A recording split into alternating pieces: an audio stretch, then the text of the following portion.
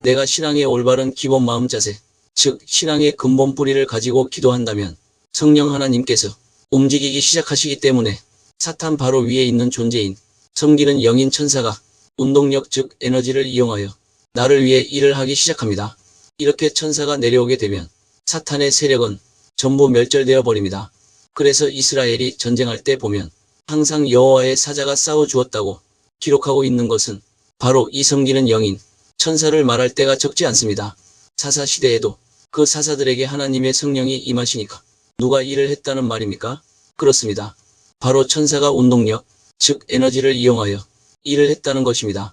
물론 때로는 여호와의 군대 장관으로 오신 성육신하시기 전에 예수님 자신이 직접 오신 적도 여러 번 있으십니다.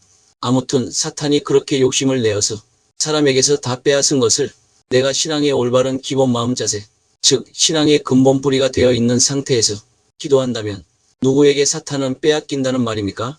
그렇습니다. 섬기는 영인 천사에게 사탄은 다시 다 빼앗깁니다. 그러면 천사는 사탄에게 빼앗은 것을 누구에게 돌린다는 말입니까? 그렇습니다. 일단은 주님께 가져갑니다. 그러면 성령님께서는 그것을 어떻게? 그렇습니다. 기도하고 있는 저 사람에게 가져다 주어라라고 천사에게 명령하십니다. 내가 신앙의 올바른 기본 마음 자세가 되어 있는 상태에서 기도한다면 성령 하나님께서는 천사가 사탄에게 뺏어 가지고 온 것을 여기도 주고 저기도 갖다 주고 저 사람에게도 갖다 주어라라고 하신다는 겁니다. 그러니까 세상 불신자들이 실컷 물질을 모아봤자 결국 기도하는 하나님 자녀 것이 되는 것입니다. 이것이 놀라운 하나님의 섭리입니다. 어떤 집사님이 새벽기도 중에 주님의 음성을 들었습니다. 성령님께서 왈, 아무개 집사야, 그 저축해 놓은 내 돈 있지? 그 돈을 누구누구에게 주어라라고 너무도 강력하게 들은 것입니다. 그런데 그 집사님 부인도 집사고 기도 많이 하는 분이시고 방언도 하시고 믿음이 신실하신 분이신데 남편 집사님이 성령님께서 이렇게 말씀하시더라라고 하니까 부인 집사님이 왈, 챗 주님 음성 좋아하시네. 아 자기가 자기 음성으로 감동되놓고 뭔 놈의 주님 음성이래. 나는 주님 음성 들었다는 사람치고 제대로 된 사람 한 사람도 못 봤다. 라고 하면서 찬물을 팍 끼얹는 겁니다. 물질과 관계된 주님의 음성은 이렇게 부정적으로 저울질할 때가 많고 순종이 잘 안 될 때가 많습니다. 그러니까 같은 부부래도 어떻게 보면 가장 가까운 사람을 설득하기가 이렇게도 제일 어려운 것입니다. 그리고 사실 진짜로 세상에 그런 그리스도인들이 많습니다. 자기가 해놓고서는 아 나는 주님의 음성을 들었기 때문에 이렇게 한다 라고 말입니다. 그런데 그 결과를 보면 완전 꽝인 것을 볼 수 있습니다. 물론 진짜도 많습니다. 그래서 진짜 음성을 들었을 때도 괜히 나 혼자 열정을 가지고 기도하다 보니까 내가 속으로 그러는 거 아닌가? 라는 생각이 들 때 이때가 진짜 미치는 겁니다. 하지만 성령님께서 나에게 간섭하셔서 뭐라고 하실 때는 다 내려놓게 하실 때가 많습니다. 너 이것도 내려놓고 저것도 내려놓고 너 이번에 망신 한번 당해봐. 너 이번에 병신도 한번 대봐. 이러십니다. 그러니 어쩌겠습니까? 이것이 나를 부인하도록 빚으시는 과정인데 성령님께서는 내 안에 계셔서 일일이 내 생활을 간섭해서 훈련을 시키십니다. 그럴 때 내가 순종을 하지 않으면 하나님께서 한두 번 말씀하시다가 하나님의 임재가 딱 그치는 것을 난 여러 번 느꼈습니다. 이때는 아무리 기도해도 기도가 잘 안 됩니다. 기도는 영의 호흡인데 그 영의 호흡이 끊어지면 기도하는 사람은 미쳐버리는 겁니다. 그러니까 실수하더라도 순종, 즉 실천하는 훈련을 계속해야 합니다. 그래야 진짜 하나님의 음성을 분별하는 경험이 쌓이게 되는 것입니다. 그렇다고 앞에 그 집사님은 자기 아내가 반대하는데 자기 마음대로 일방적으로 했겠습니까? 실제로 그렇게 하는 사람도 있습니다. 그래서 이혼까지 하게 된 사람들도 있다고 합니다. 그런데 이렇게 되면 큰 잘못을 범하게 됩니다. 살아계신 인격체 되시는 하나님의 생명의 말씀을 전해야 하는 사람들로서 예수 안에 있는 내가 아니고 예수 안에 있는 우리라는 것을 알아야 할 것입니다. 그리고 그렇게 예수 안에서 우리를 이루는 곳이 교회 신앙 공동체입니다. 너의 하나님 여호와가 너희 가운데 계시는 것이지 너의 하나님 여호와가 내 속에만 계시는 것이 아닙니다. 그래서 내가 성령님의 음성을 들었다고 해서 아내는 제쳐놓고 또는 남편은 제쳐놓고 가족은 내몰라라 하고 나 혼자 성령님의 음성에 순종한답시고 그 돈을 들썩 줘 버렸다고 하자. 그렇게 그 일을 혼자서 해버리고 할렐루야 아멘 나는 성령님의 음성에 순종했다 하면 그러면 반대한 그 사람은 성령을 회방한 죄를 범한 꼴이 되지 않겠습니까? 그래서 그렇게 해서는 안 되는 것입니다. 그것은 협력해서 선을 이루는 것이 아닙니다. 왜냐하면 예수 안에서는 우리가 되고 하나가 되어야 하기 때문입니다. 섬기는 영인 천사들도 우리를 하나 되는 쪽을 이끈다는 것을 기억하시기 바랍니다. 모든 일을 원망과 시비가 없이 하라. 이 말씀을 두렵고 떨리는 살아계신 인격체 되시는 하나님의 생명의 말씀으로 받는 겸손한 자세가 필요합니다. 그렇기 때문에 나와 반대되는 사람들이 믿음을 위해서 기도를 할 필요가 있습니다. 그들과 내가 하나 되는 믿음을 가질 수 있도록 해달라고, 그리고 그들을 더욱 사랑하지 못한 것이 있다면 회개하고 더욱 사랑하게 해달라고 간절히 기도해야겠습니다. 하나님은 삼위로 계시기 때문에 누구보다도 하나 되어야 함을 잘 아십니다. 그러므로 아무리 어려워도 모두 하나 되는 방향으로 나아가려고 한다면 하나님께서 내가 알 수 없는 방법으로 분명히 채워주실 것을 나는 믿습니다. 예수 믿으면 처음에는 손해보고 고통스러운 것 같지만 그 뒤에는 엄청난 영광이 있습니다. 아무튼 이렇게 원자들이 서로 입자끼리 붙들고 있는 것은 하나님께서 그의 능력의 말씀으로 만물을 붙들고 계신다는 것을 잊지 마시기 바랍니다. 그런데 이것이 사람들에게도 적용됩니다. 너는 너, 나는 나가 되면 모든 것이 경쟁 관계이고 이해관계가 되어서 원수가 되어버리지 않겠습니까? 그래서 너와 나는 절대로 합쳐질 수 없는 것입니다. 너는 너, 나는 나, 서로가 나만 주장하다가 둘이서 꽝 부딪히면 깨어지고 자멸하게 됩니다. 이것이 바로 이 세상의 모든 물리학의 원리입니다. 그러나 원수가 되는 너와 내가 말씀이라는 외부의 에너지 파동에 붙들리면, 즉 하나님의 사랑의 에너지 파동에 붙들리면 예수 안에 있는 우리라고 하는 새로운 피조물이 탄생하게 됩니다. 이것이 하나님의 창조 원리입니다. 하나님은 그의 능력의 말씀으로 사람들의 관계까지도 다 붙들고 유지시키고 계십니다. 문제는 나에게 그 살아계신 인격체 되시는 하나님의 생명의 말씀에 붙들리려는 의지적 결단이 있는가 하는 것입니다. 여기에는 나의 자원하는 자유의지적 결단이 필수입니다. 내가 그 살아계신 인격체 되시는 하나님의 생명의 말씀에서 피해가려고 그러고 말씀에서 벗어나려고 하는 것, 이것이 바로 죄입니다.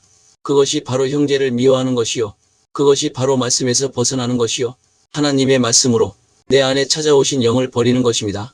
빛 가운데 있다 하면서 그 형제를 미워하는 자는 지금까지 어둠에 있는 자요, 그의 형제를 미워하는 자는 어둠에 있고 또 어둠에 행하며 갈 곳을 알지 못하나니, 만일 우리가 하나님과 사귐이 있다 하고 어둠에 행하면 거짓말을 하고 진리를 행하지 아니함이거니와, 내가 주님 사랑합니다 라고 기도하면서 만약 내가 다른 사람은 다 용서해도 그 사람만은 절대로 용서할 수 없다, 그 새끼만은 절대로 용서할 수 없다 라는 생각을 가진다면 주님께서 나에게 이렇게 말씀하실 것이 분명합니다. 거짓말 마라. 내가 나를 사랑한다면서 지금 내 새끼 발가락을 얼마나 밟고 있는 줄을 아느냐? 그러니까 너 나에게 주님 사랑해요 하지 말고 제발 그 새끼 발가락 밟고 있는 거나 좀 치워줄래? 제발 거짓말하지 말고 라고 말씀하실 것입니다.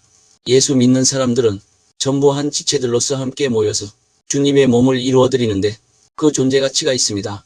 따라서 머리 되시는 그리스도의 몸인 지체를 미워하면은 절대로 기도 응답이 안 됩니다. 내가 누구를 미워하면서 자기 원하는 것만 달라고 기도한다면 절대로 하나님께서 안 주십니다. 축복은 전부 사람들을 통해서 옵니다. 내가 형제들을 미워하면 자기가 아무리 대단한 권력자라도 주님을 사랑한다는 것은 거짓말이 될 수가 있습니다. 어떤 분이 산에 혼자 등산 갔는데 절벽에서 떨어져서 다리가 부러져서 걸을 수가 없게 되었습니다. 이때 아무도 필요 없다고 큰소리쳐봤자 실제로는 그 순간에 다른 사람이 도와주지 않으면 죽었다 깨어난다 해도 구조를 못 받습니다. 마찬가지로 나의 구원은 하나님에게서 오는 것이지만 그것은 바로 사람을 통해서 흘러들어오는 축복입니다. 내가 바로 그 축복의 통로가 되는 것입니다. 내가 사람을 미워하면, 그것은 다른 말로 하면 내가 스스로 축복의 통로를 막는 셈이 됩니다. 그래놓고 아무리 기도해봤자 그 통로는 열리지 않습니다. 즉 헛방입니다. 모든 축복은 사람과의 관계에서 옵니다. 그래서 주님께서 바로 너 자신을 위해서라도 형제를 미워하지 말라고 하신 것입니다. 어떤 성도 한 분이 간증하기를 처음에 교회에서 다른 성도 한 분과 굉장히 친했다고 합니다. 항상 맛있는 거 있으면 나누어 먹고 사업을 처음 시작할 때이기 때문에 도움도 받고 도움도 주고 또 서로 망역한 사이다 보니까 허물이 없어졌습니다. 그런데 사람이 웃기는 것은 자기가 조금이라도 도움을 주었다고 생각하면 그 도움을 준 사람을 조종하려는 것이 인간입니다. 이 간증한 분과 친하게 지냈던 그분도 그랬던 것 같습니다. 이게 사탄이 사람을 조종할 때 쓰는 수법입니다. 이때는 좀 힘이 들어도 그냥 놔두어야 하는데 이렇게 자꾸 생활을 간섭을 하고 힘들게 하니까 간증하는 이분이 이제는 친하게 지내던 그분이 조금씩 싫어지기 시작했던 것 같습니다. 그렇게 되면 그쪽을 자꾸 피하고 싶어지게 되고 멀리하고 싶고 따로 하고 싶어집니다. 그것이 바로 미워하게 되는 출발점입니다. 그래서 서로 거리가 생기고 친하게 지내던 그분 때문에 주변의 다른 사람들마저도 힘들어합니다. 그런데 이것도 사단의 계략입니다. 그래서 다르게 해보려고 하니까 저쪽에서는 아니 내가 그동안 얼마나 잘해 주었는데 두고 보고 자라고 하면서 그대로 반응을 하는 겁니다. 이렇게 되면 이쪽에서 아무리 좋은 뜻으로 해도 저쪽에서는 적극적으로 원수를 맺어버립니다. 완전히 자기와 뜻이 맞는 다른 사람들과 똘똘 뭉쳐서 대적하기도 합니다. 이것이 내가 축복의 통로를 스스로 막은 것입니다. 누구 탓할 필요가 없습니다. 심은 대로 거두게 됩니다. 자기가 축복의 통로를 막아놓고서는 아무리 기도해 보아야 소용이 없습니다. 그래서 나도 이것을 이번에 절실히 다시 한번 깨달았습니다. 그리고 깨달았을 때는 즉시 주님께 납작 엎드려서 회개하는 것이 아주 중요합니다. 절대로 원수를 치거나 미워하지 마시기 바랍니다. 왜냐하면 일단 미움이 자리를 잡아버리면 원수가 되어버려 되돌리기가 힘듭니다. 노엽게 한 형제와 화목하기가 견고한 성을 취하기보다 어려운 즉 이러한 다툼은 산성 문빗장 같으니라. 이 말씀처럼 되어버리면 화해하기가 쉬운 일이 아닙니다. 그래서 성령님의 도우심으로 살아계신 인격체 되시는 하나님의 생명의 말씀에 붙들려야 하는 것입니다. 하나님께서 만물을 붙들고 유지시키고 계신 것은 모든 피조물에게 엄청난 축복입니다. 보십시오. 지구는 돌고 해는 돌지 않고 제자리에서 엄청나게 이글거리면서 뜨겁고 무겁게 매달려 있지 않습니까? 그런데 이 해가 안 떨어지는 겁니다. 이게 말이 된다고 생각하십니까? 그러면 왜 안 떨어질까? 성령님께서 살아계신 인격체 되시는 하나님의 능력의 생명의 말씀으로 붙들고 계시기 때문입니다. 이걸 뉴턴은 만유인력의 법칙이라고 하여 만물은 서로가 끌어당겨주는 힘으로 당겨주고 있다는 것을 증명했습니다. 그런데 하나님께서는 저 해를 안 떨어지도록 하려고 해 뒤에 뭘 달아놓았겠습니까? 바로 수성, 금성, 지구, 그리고 별 볼 일이 없는 달을 만들어서 달아놓았습니다. 그리고 이것들을 안 떨어지도록 하려고 화성을 만들고 그 화성을 안 떨어지도록 하려고 목성, 그 다음 토성, 천왕성, 해왕성 이것들을 붙들기 위해서 명왕성을 또 만들고 또 다른 별을 만들고 이렇게 해서 별 하나 사이가 몇백 광년이 되게 하셨습니다. 이것을 위해서 이 엄청난 우주를 지어 놓으시고 그 살아계신 인격체 되시는 하나님의 생명 말씀의 에너지 파동으로 이것들은 전부 붙들고 계시는 것입니다. 이 만드신 하나님의 지혜를 내 이 머리로 어떻게 감히 판단할 수가 있겠습니까?